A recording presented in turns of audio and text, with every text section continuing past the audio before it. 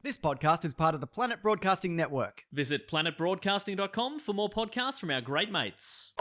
We're back for Caravan of Garbage, talking about what is considered by many the gold standard of not only Superman movies, but comic book movies in general, Superman 2. Superman 2? From 1980, or, as you told me before the show, 81, depending where you were in the world. Australia apparently got it 6 months before everybody else did. Why? Don't know. Australia is mentioned. Lex Luthor wants Australia. Maybe they're like, it's good enough for us.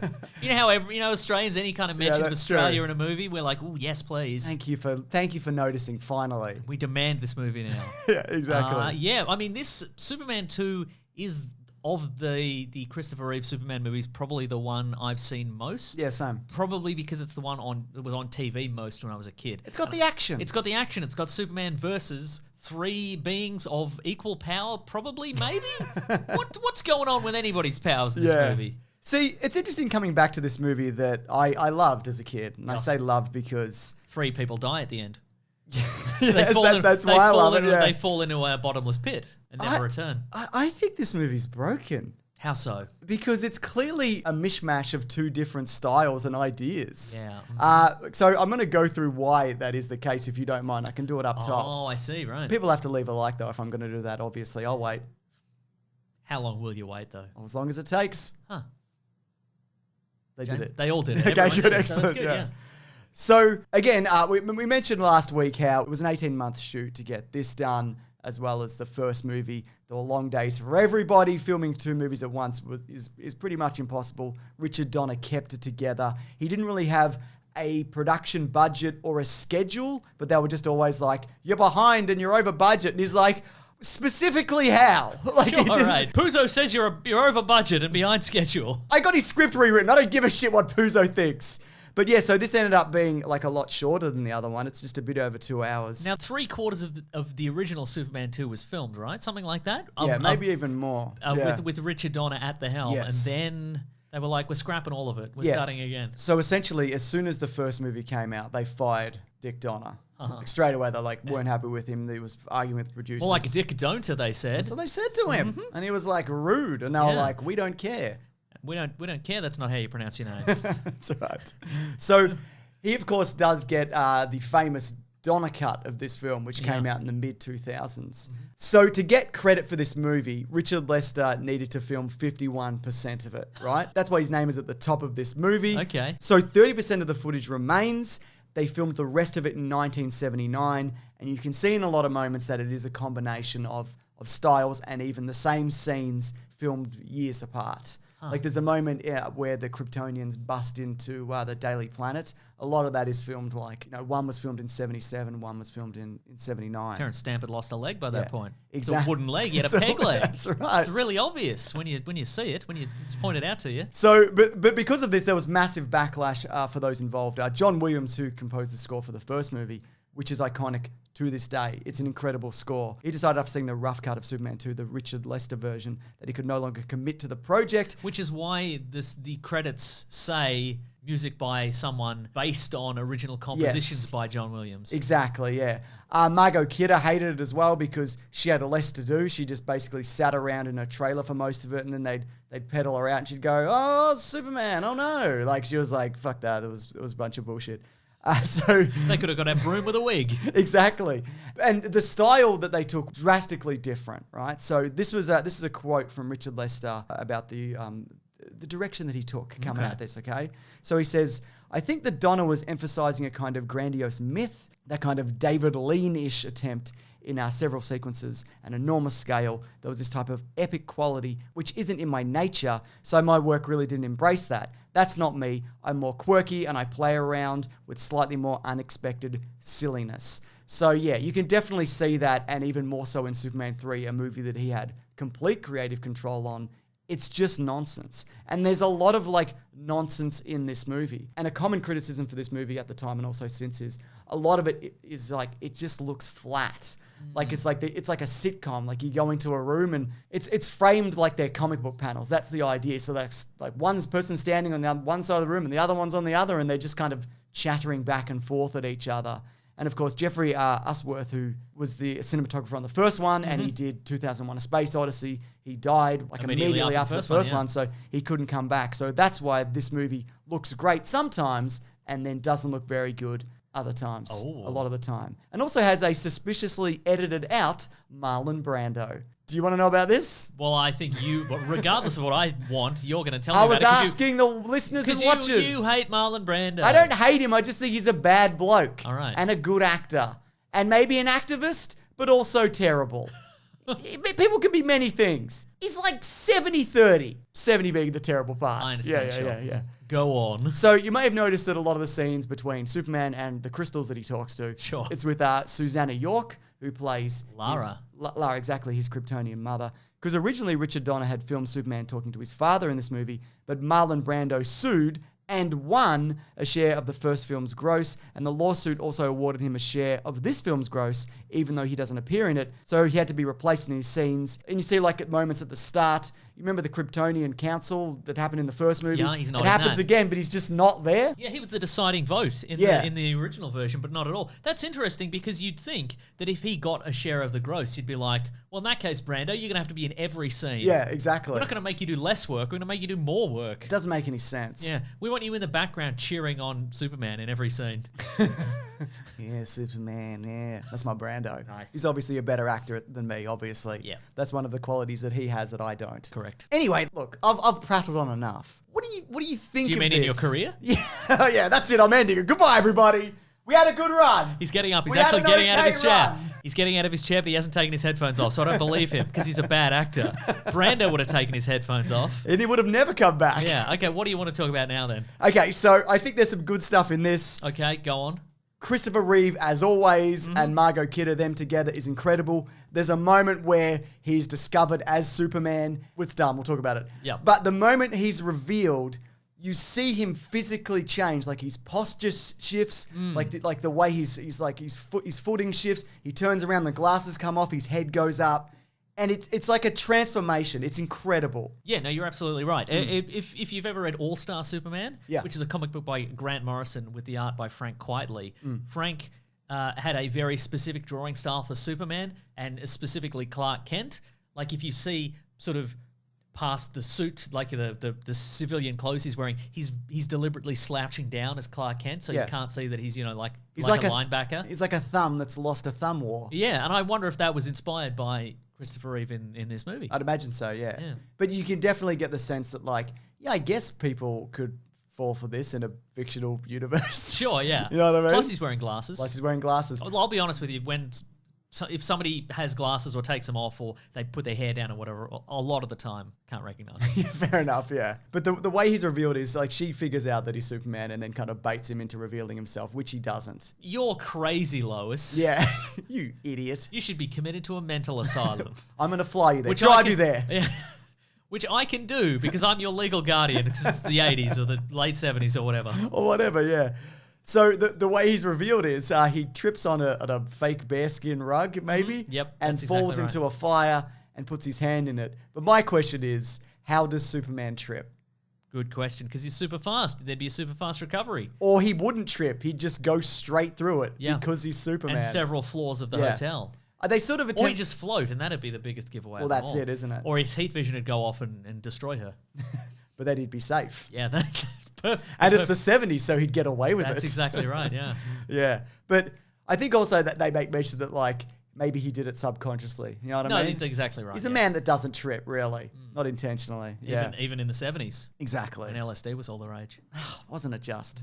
One of my favorite scenes in this movie is the scene in which Lex Luthor and his henchmen escape prison. Yes. Because of what happens obviously is that a prison guard goes to their cell and raps on the door, and they're busy playing chess, and then the guard opens the door to give them what for, and then discovers that it's just a very sophisticated hologram of them staying up after lights out. Yeah, exactly.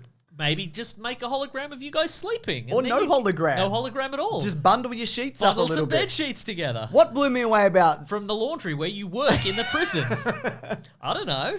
But what blew me away about that scene was that Lex Luthor has invented realistic 3D holographic projections. Yep. They're not even on a screen. They're No. on nothing. Maybe. So he is smart? In some ways he is. Maybe market that and make $1 billion off it. Maybe do that, yeah. This movie also has the classic superhero gives up their powers or sacrifices their powers for Which love. I remember in my many watchings of it as a child being a really long portion of the movie. But in this, he gives up his powers, he gets beaten up, and he's like, well, the heck with this. I'm going back to the Fortress of Solitude to get my powers back. No, he looks at the TV. First of all, he gets thrown into a bunch of Coca-Cola signs. That is like Coca-Cola City in there. Have you noticed that? That's right, yeah. I mean, it's not as bad as the Marlboro cigarettes branding that we get later. Just when he gets thrown into a truck. But yeah, he immediately regrets it. And then like a kid who's like going off to see the principal has to trudge his way back up to the North Pole. He puts a bindle on the back of his stick and he just like, I'm taking my bat and ball and going home. The Fortress of Solitude. I love also when he transforms into a human man. He's got some chinos and a nice crisp white shirt on, which should have been a giveaway at the end of the movie. Like when he tricks the Kryptonian criminals into giving up their powers, they should have all been like, why am I wearing this crisp white button down and chinos? Am I a waiter? What is this? I do love that trick, and I do want to talk about that whole sequence. But what do you think about the idea that, much like the Henry Cavill version, he goes back for revenge? You know what I mean? Like, because he's petty. They both have incidents in a bar where they teach a guy a lesson, right? What do you think about that? I don't mind it. I don't mind it either. Yeah, it shows he's a little bit human. Yeah, because we have talked about this, how that, look, he's not perfect, and he does kill, as we've seen in this. Sure. And also other Superman movies. And Lois kills as well. Lois kills, that's fine, exactly. But what do you think about the villains? I mean, that being said, I would be a little bit more disturbing if he took out all the rage of his entire life on this one guy in a bar. You know, he's like, "Remember me? Well, I'm gonna flick you into the sun." Why not? Yeah. Anyway, we're saying the villains. Gosh. I mean, they do a fun little whistle-stop walking tour of small-town America, don't they? Absolutely, they do. And they could have just gone straight to Washington, I guess. Well, they filmed that in the UK. I'm like, pretty good. Also, how do powers work in this? Again, we talked about last week how it was the start of the Superman silliness in movies. They're just lifting people up with their minds and levitating guns and all these kinds of things. Well, look, I'm sure some people would say that, you know, There's a moment where he walks on a sheet of glass on a lake. How does he do it? How did he put that glass there? How did he do it? Good question. Anyway, I don't sorry, have go any on. of the answers. Some people have said, who've thought about it more than us, have said that perhaps how Kryptonian physiology works is when you discover your powers, you get different ones depending on what you attempt. Maybe, as my son would say, you get what you get and you don't get upset. Oh, that's right. Very it's a good. fun little expression. Yeah. So maybe, you know, when you land on Earth and the yellow sun radiation is you know, going through your body, then what you attempt to do is what the powers you get. So maybe Zod got telekinesis because that's what he tried to do first. Who knows? Yeah, right. Maybe there's a number of slots like an RPG, and you get flight and super strength and invulnerability and bonus. And you want the bonus is I want to be the president. It's like, well, the sun will give you those abilities. You can be the president. Yeah. My favorite Zod moment, and of course there's Kneel Before Zod. I love all of that. Like it's terrific. There's a moment where he's on the television and he's doing his little speech or whatever, and the last thing he says before it's switched off is he just screams Zod. Was he gonna say anything else? He's just yelling his name. I love it. I like the bit where he was like, "You'll kneel before me." He's in the Daily Planet. He's like, "You'll kneel before me, Superman. Come back here." And then he just has to zip off after Exactly, yeah. Good fun. There's actually also a fourth uncast villain called Jackal. Okay. Jackal. Do you get it? No. And he was an evil prankster and also the comic relief. So can you imagine? Would have been very funny. Yeah. What my favorite use of any of their powers, I think, is one where I think it's the big burly henchman. Yeah. He decides to use his super breath ability to just knock over all the citizens of Metropolis, just blast them with that hurricane strength. Do you remember when like an action sequence is just a big wind machine for 4.5 minutes? But my favorite moment of that is there's just one guy who's like, man, I really picked the wrong day to A, wear roller skates, and B, wear this big sparkly red vest. I'm spiraling out of control here. So all of those gags, that's Richard Lester apparently. He was like, I'm doing fun little gags. So, you know, he's not without talent. I appreciated it. Yeah, me too. Yeah. What do you think about the action in this in general? There was a spectacular kick at one point. Did you see the Chris Reeve kick? Where he kicks one of the Kryptonians. It's obviously dated, isn't it? I think people were kind of crying out for Superman to punch somebody because this was the last time we'd seen Superman on screen in a physical confrontation, like of equal match. Yeah, that's I'm right. talking about in the movies. I know we've seen what Dean Cain's up to, probably, haven't we? Sure. He gets another mention for some reason, doesn't he? Sure. None of the other ones do. No. Wild. I don't know what's going on there, yeah. But yeah, I think that scene, though, what it comes down to for me, why it works is they discover his weakness, and it's that he likes people. He doesn't want them to get crushed by big trucks and stuff. You know what I mean? Right, yeah. I think that's really great. And I think some other versions of Superman maybe lack that humanity. Oh, hello. Yeah, we've talked about it, but yeah, I think it does a good job of, I know he's like, the people! The people! It's like, it's good. Yeah. I like it. Yeah. Anyway, weird powers. Let's talk about weird powers. Go on, let's talk about it. Side note, speaking of powers generally, Superman does seem to have very selective super senses in these movies. I didn't mention it prior to this, but in the first one, he doesn't notice that Lois's helicopter has crashed on the top of the building he's in. In this one, he goes all sotto voce to Lex Luthor and he's like, "Hey Lex, we should get him in this chamber. Get him in the chamber. What do you think? And then we'll remove their powers." And it's like, do you not? I mean, they can probably hear you too, right? Like, what do you? Maybe he was banking on that. Maybe, I guess, maybe. Or maybe they didn't develop their super hearing. Maybe. They used that last slot to be the president. Maybe he's the And president. to kill a snake. Yeah. So that's what you get. Okay, let's talk about wacky powers. Okay, so a lot of that stuff I also put down to it being the Fortress of Solitude, right? There's a moment where he replicates himself. It's like, yeah, he's probably got holographic technology or whatever. Right. Or he took it from Lex Luthor, who invented it maybe. I don't know. That's right. But then at the same time, as he's disappearing and reappearing, so are the other Kryptonians. So I don't know. I don't know what that is. I know people have a problem. Maybe it's a gas leak. Maybe it's a gas leak. Maybe they're all just standing in a cupboard with a gas leak, yeah.